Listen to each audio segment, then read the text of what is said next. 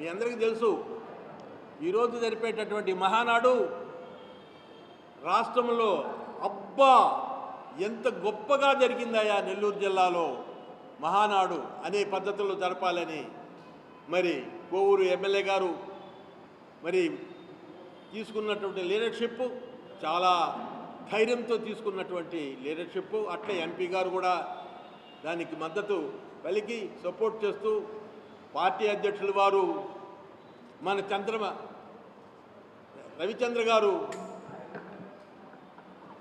అన్ని రకాలుగా పార్టీలో అందరితో మమేకంగా ఉంటూ కష్టపడుతున్నటువంటి విషయం మన అందరికి కూడా తెలిసిన విషయమే.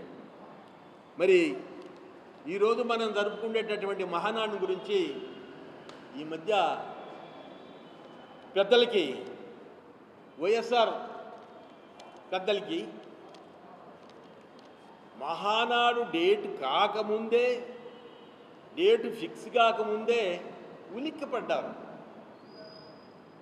ఎందుకు ఉలిక్కిపడ్డారో ఏందో మనకు అర్థమే కావటం వల్ల ఈ జిల్లా ఎట్టాటితో మీ అందరికి కూడా తెలుసు. ఎందుకంటే ఇది మహా గొప్ప వ్యక్తులు ఉన్నటువంటి జిల్లా. గొప్ప వ్యక్తులంటే పుచ్చలపల్లి సుందరయ్య గారు మహానుభావుడు. ఇప్పటికి కూడా సుందరయ్య గారి పేరెత్తితే అందరూ కూడా నమస్కరిస్తారు, చేతులెత్తి దండం పెడతారు. అలాంటి గొప్ప వ్యక్తి పుచ్చలపల్లి సుందరయ్య గారు. అట్లే ఏసీ సుబ్బారెడ్డి గారు, ఆయనకు కూడా గొప్ప పేరున్నటువంటి ఏసీ సుబ్బారెడ్డి గారు. ఆనం చెంచు సుబ్బారెడ్డి గారు అంటే ఎంతో గొప్ప పేరున్నటువంటి వ్యక్తి. ఆనం సంజీవ్ రెడ్డి గారు గొప్ప వ్యక్తి, మనిషి పర్సనాలిటీ కానీ ప్రతిది కూడా తెలివితేటల్లో కానీ గొప్పవాడు ఆనం సంజీవ్ రెడ్డి గారు. అట్లే నల్లప్పరెడ్డి శ్రీనివాసులు రెడ్డి గొప్ప మేధావి, ఎన్టీఆర్ గారితో ఉన్నారు. అందరితో కూడా పార్టీల్లో గొప్ప తెలివితేటలతో పనిచేసిన వ్యక్తి నల్లప్పరెడ్డి శ్రీనివాసులు రెడ్డి గారు. అట్లే గొప్ప వ్యక్తి నేదురుమల్లి జనార్దన్ రెడ్డి గారు. ఎంత గొప్ప వ్యక్తి, మన ముఖ్యమంత్రి, రాష్ట్ర ముఖ్యమంత్రిగా చేశాడు. అన్ని రకాలుగా తెలిసినవాడు, రాజకీయం తెలిసినవాడు.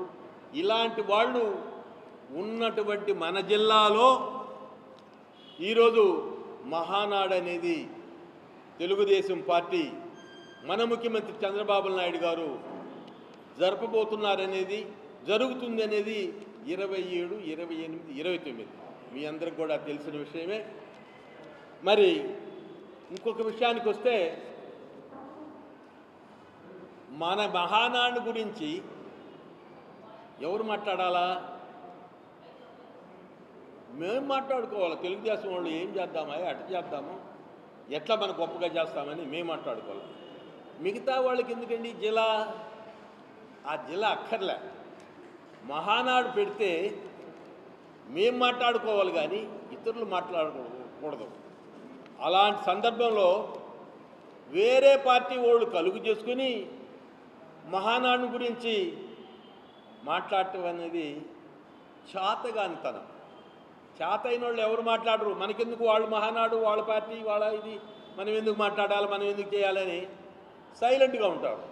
అట్టుండటంలా ఏదో పెద్ద జిల్లా లేకల్లా గొప్పగా మాట్లాడగలిగిన వ్యక్తిని, గొప్ప తెలివితేటలున్నాయని, ఇంతకుముందు ఎవరు ఆయనతో సరిపోరని, మరి జిల్లాలో ఎవరు సరిపోయేవాళ్ళు లేరని, మరి ఆయన మహానాడు గురించి విమర్శించటం, ఇంకా 10, 100 మహానాడు పెట్టుకున్న జిల్లాలో ఒక్క సీటు కూడా రాదని, తుడిసిపెట్టుకుపోతుందని కాకాణి గారు చెప్పటం చాలా విడ్డూరంగా ఉంది. అప్పుడు కూడా ఆయన 24లో జ్యోతిష్యం చెప్పాడు. చిలక జ్యోతిష్యం అంటారు కదా దాన్ని. ఆ జ్యోతిష్యంలో ఏం చెప్పాడు? మొత్తం 175 సీట్లు మాకు వస్తున్నాయన్నారు. అది ఏ దశకు వచ్చిందో మీ అందరికీ తెలుసు. 175 సీట్లు వచ్చాయా? ఎన్ని సీట్లు వచ్చినాయి? 11 సీట్లు వచ్చాయి. అదే కదండి నేను ఆ పార్టీలో ఉన్నోనే, నేను అందులోనే ఉన్నాను. 2 సంవత్సరాల ముందు గెట్అవుట్ బయటకు వచ్చేసాను. ఎందుకంటే అక్కడ పద్ధతులు నచ్చల. ముఖ్యమంత్రి వాళ్ళు అనేవాళ్ళు ఎట్టుండాలి, ఎమ్మెల్యే పోతే గౌరవించాలి. రావయ్య రాజశేఖర రెడ్డి గారు, మేము ఎక్కడన్నా అంతకుముందు ఆయన కాంగ్రెస్లో ఉన్నప్పుడు ఆ గేట్లు కనబడగానే అలా కమాన్ శేఖర్ దా కూర్చో అని గౌరవిస్తున్నటువంటి వ్యక్తి.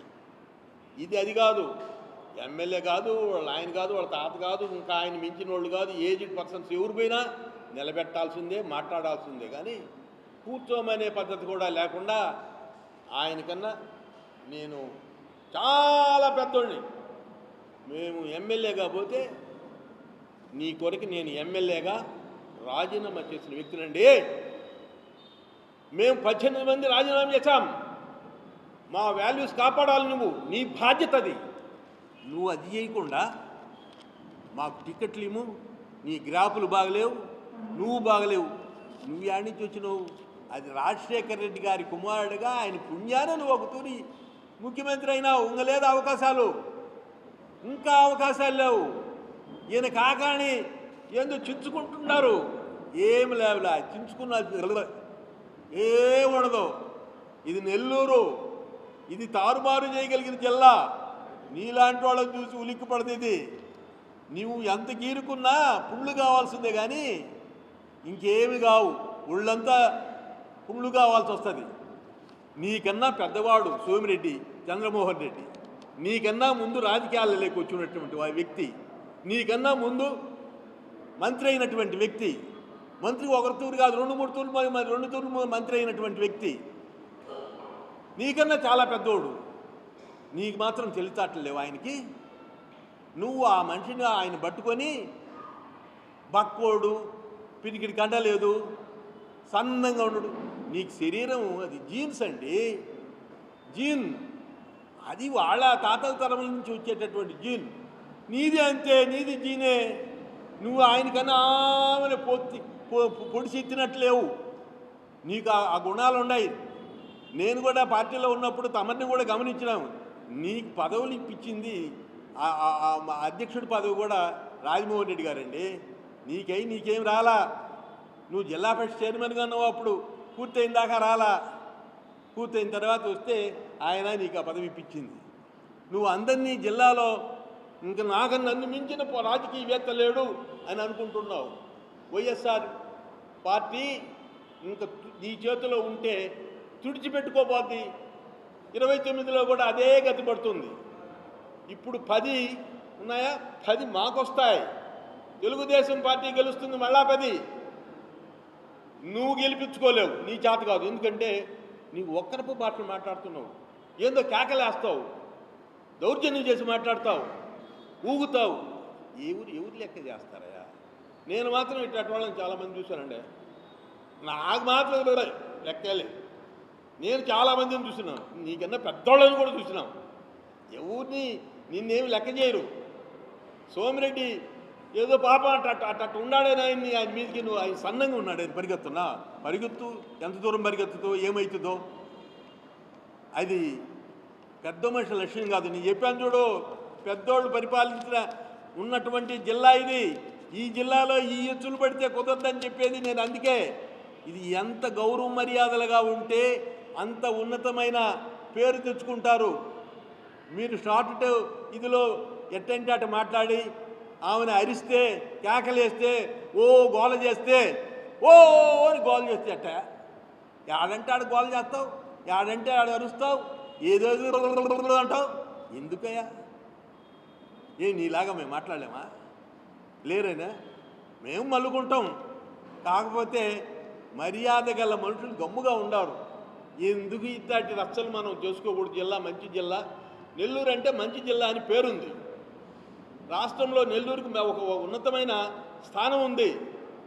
అలాంటి జిల్లాని ఖరాబ్ చేయకూడదని ఉద్దేశంతో ఉన్నటువంటి వ్యక్తులు ఉన్నారు ఇక్కడ. నువ్వు వచ్చి ఏందో నాయన తల్లకిందులు చేస్తూ ఉన్నాడు. జిల్లాలో మాట్లాడటం చేయటం అంతా ఎవరు లేనట్టుగా ఆయన ఒక్కడే లీడర్గా. ఆ వైఎస్ఆర్ పార్టీలో ఆయనే లీడరు, ఇంకెవరులే, ఏమీ లేదు. ఎక్కడయ్యా నీకు నీ పార్టీ లీడర్కి ఆ జగన్మోహన్ రెడ్డికి ఆయనతో పాటు సజ్జల రామకృష్ణారెడ్డి, రాగుల ధనుంజయ రెడ్డి, ఈయన సజ్జల, ఆయన రాగుల ధనుంజయ రెడ్డి ఐఏఎస్ వాళ్ళ పని ఏందండి? మంచి సలహాలు ఇచ్చి భవిష్యత్తులో పార్టీ ప్రతిష్ట కొరికి వర్కౌట్ చేసే పని ఉంటుంది. ఆయన పని, సజ్జల రామకృష్ణారెడ్డి పని ఏంది? అది దోపిడీతనమా?